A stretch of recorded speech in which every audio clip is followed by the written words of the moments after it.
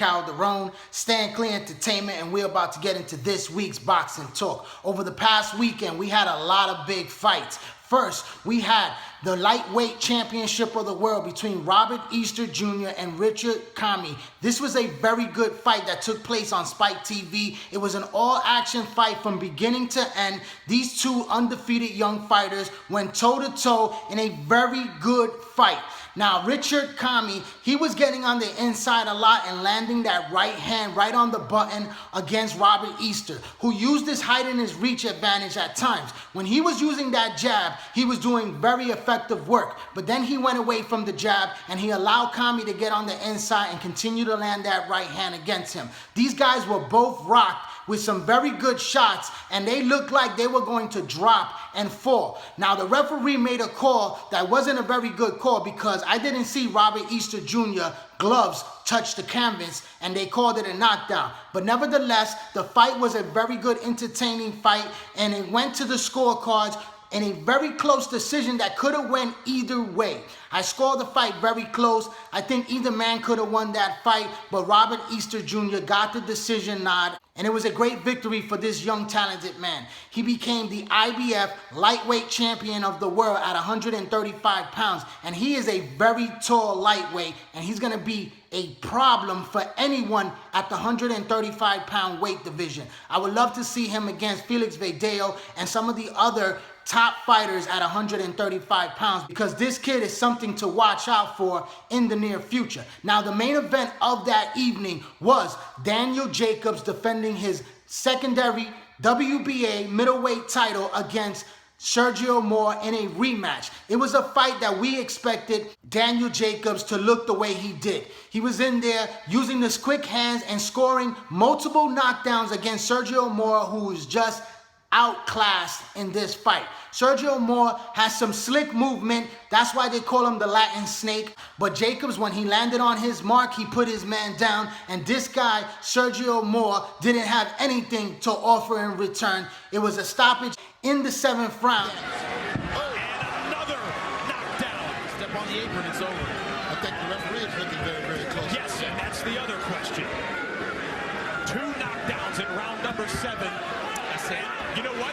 The corner is now stepping up. There's another knockdown. The champ retains his belt. Continue his march to his Triple G showdown, hopefully later on this year or early 2017, because the WBA organization has now ordered the fight between these two to start negotiating. And it's a fight that a lot of fight fans want to see. They want to see Triple G versus Daniel Jacobs or even Billy Joe Saunders. Now, moving along on HBO, it was a great night of boxing. First, we had Gennady Golovkin, Triple G, taking on Kell Brook in London, England at the O2 Arena, where there was about 20,000 fans on hand, and it was a great, excellent fight. We saw Kell Brook with tremendous heart. In the first round, this guy was rocked. He was hurt. We thought it was going to be over with the first punch that Triple G landed, but Kell Brook weathered the storm, and he was able to come back in that second round, and it was a very big round. It was the most vulnerable point that we have ever seen Triple G in. This guy was definitely hurt in that second round when Kell Brook was able to land some beautiful uppercuts, and he was able to connect with his shots and wail away on Triple G. Triple G backed up in that round, and it was a very good round for Kell Brook. Here's a shot that some shots on the ropes. Golovkin landed a good body shot, and that was a lethal shot. And Kell came back with some beautiful combinations.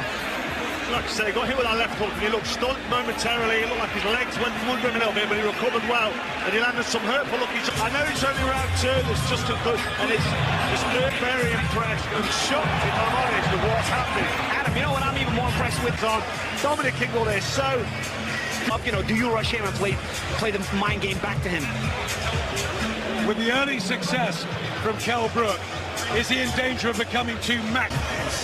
Guys, I don't know, maybe I'm being biased, but... Do you know what? We couldn't wait for this first bell to go. The anticipated we'd have 4 rounds like that. And he could have won that 4th round. I mean, Inside himself as he drills forward unloading the punches, powerful head and body. And look at the balance. Look at how he's able to follow through. Kell Brook came out in the third round still looking very good, sharp and strong, boxing very well against Triple G. But Triple G started to get back into the fight. He started to connect with his shots, and there was some eye problems that was happening with Kell Brook. Later on, we found out after he went to the hospital that he had a broken eye socket. Triple G is a very hard-hitting puncher, and we gotta give Kell Brooks a lot of credit. This man does not have an Amir Khan chin. We've seen him rock before as a welterweight, and now as a middleweight, we've seen him take a punch from a very strong, devastating puncher like Triple G, and he took those shots. He took them very good. He did not drop. He did not get knocked out.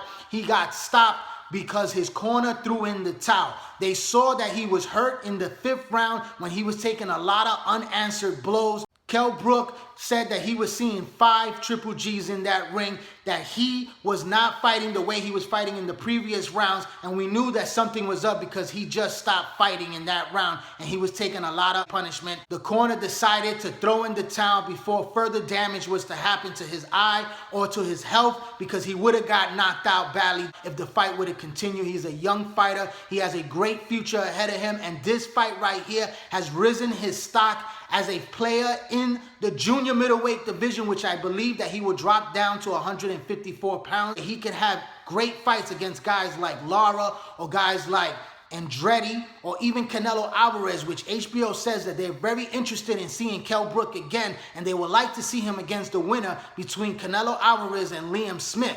That's a very good fight. Canelo Alvarez is fighting at 154 pounds this coming weekend, September 17th in Texas at the Dallas Cowboys Stadium. It's going to be a very large crowd. I don't know if he's going to do 51,000 the way Manny Pacquiao and Antonio Margarito did, but it's going to do a large crowd. I think close to around 40,000 fans in attendance. The pay-per-view buys will probably do hovering around 300 and something pay-per-view buys.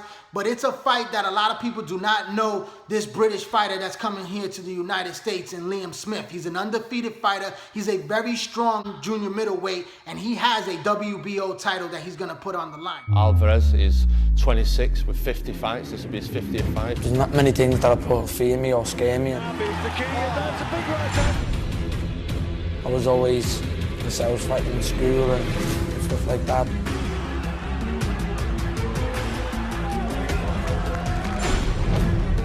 Alvarez, golden boy, made a huge mistake here. I think we'll have the right man to do the job and take the crown away from Sal Alvarez. Yo quería ser boxeador desde la primera vez que vi pelear a mi hermano, y es algo que me apasiona hasta el día de hoy.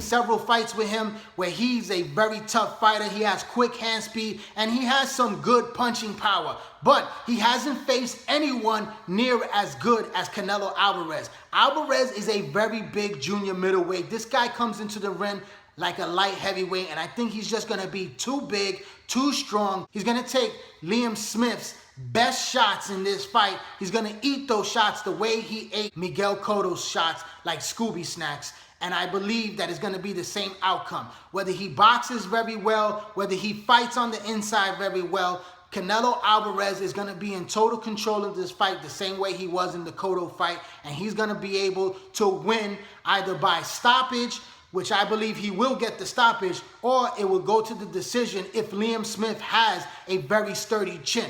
And that is something that we have not seen, if he could take a punch from a bigger man like Canelo Alvarez. But I see this fight ending in a stoppage, perhaps in the later rounds, round 7 or round 8. I see Canelo Alvarez winning that WBO title and then moving up to the middleweight division of 160 pounds in his very next fight against somebody like David Lemieux or somebody like Gabriel Rosado, which those fights right here will introduce him into the middleweight division, because he says that he hasn't grown into the weight just yet. He's still a young fighter, but we all know that that's nonsense. This guy is definitely ready for the 160-pound weight division. I think he's even ready for the 168-pound weight division. But we will have to see. when he fights into the ring next and when he will be ready for Triple G. He says by September, so we got to see if he's going to have at least 1 or 2 more fights before he steps into the ring for that mega showdown. Now, a lot of people, because of Triple G's performance against Kell Brook, they assume that Canelo Alvarez is going to have a very easy time against Triple G. So is that going to be enough for Golden Boy to throw Canelo Alvarez in the ring? And the fans really buy this fight because they feel that Canelo Alvarez could definitely take Gennady Golovkin at this point in time. He is getting older. Is this the point where we start seeing Gennady Golovkin slow down in the ring? Now, moving along to the main event, the big major fight at 115 pounds in the super flyweight division, when we saw Roman Chocolatito Gonzalez capture his title in his 4th weight class against Carlos Juarez. Now, this was a very good fight. It was an entertaining fight, a fight that I told a lot of people not to miss because this was going to be an all-action fight from the beginning of the fight to the end of the fight in the 12th rounds. These guys gave us everything that they had. I believe that Chocolatito did not win this fight, and I got to be honest, because even though he was landing some very hard shots and he was getting on the inside and putting a lot of pressure throughout this fight, I saw the quicker hands that Juarez was throwing in this fight, and he was scoring with those fast furies, and he was moving very well in this round, boxing beautifully, and he tore up Roman Gonzalez. I know that the facial tissues does not tell the absolute story of the fight, but we gotta admit this was a very tough fight for Roman Gonzalez because he looked battered at the end of this fight. It was a close fight. Those scorecards were just ridiculous by these judges, once again giving a landslide victory for Roman Gonzalez for that 4th world title so that he could make history and surpass his mentor in Alexis Arguello. This was a great victory for Roman Gonzalez. My hat's off to him. I like this guy. He is considered pound for pound one of the best fighters in the world. But this performance right here wasn't a great performance. It was a very good fight. I would love to see a rematch between these two.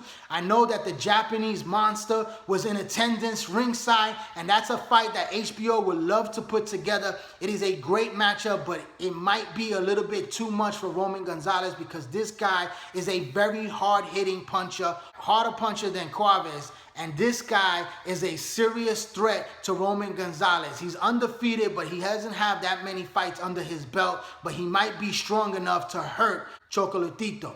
So it's a matchup that the fans will love to see, and it's big business for HBO, and we have to see what happens in the future. But I believe that Roman should just drop back down to the 112-pound division and defend his WBC flyweight title against the other unified champion, and that's Juan Francisco Estrada, because that was also a great fight. And this is a fight, if he takes against a Japanese fighter, that's going to be extremely tougher than the fight that he just fought. But it was a great victory for him, and it was an awesome fight for the fight fans. I would like to thank everyone that has tuned in and watched me on YouTube. Please subscribe to this YouTube channel, J Calderon Boxing Talk. Hit that little subscribe button right there. Also, follow me on Instagram and follow me on Twitter at J Calderon Boxing, and also join that Facebook boxing group page, J Calderon Boxing Talk. I'm J Calderon, Stand Clear Entertainment. Thanks for your support. Keep watching and subscribe.